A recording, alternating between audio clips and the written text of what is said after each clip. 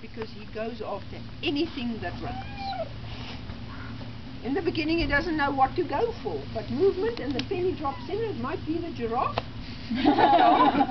He then realizes, gee, this guy's too big for me, I can't make it, eh? Oh, shame. Then they learn by trial and error. But now the problem is, the first thing they are successful on, they remember, imprinting takes place. Go for that imprinting.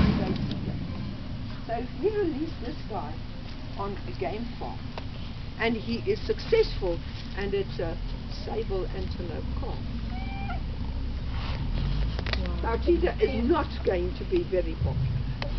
Yeah, sure. So they need mother to tell them, impala, that's the food, mother.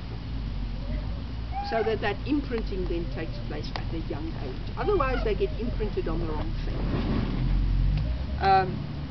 So they can make it out there in the wild.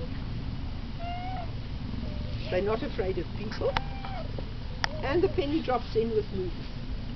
So this tame animal, where people are exposed to him, is more dangerous, especially if there are children around.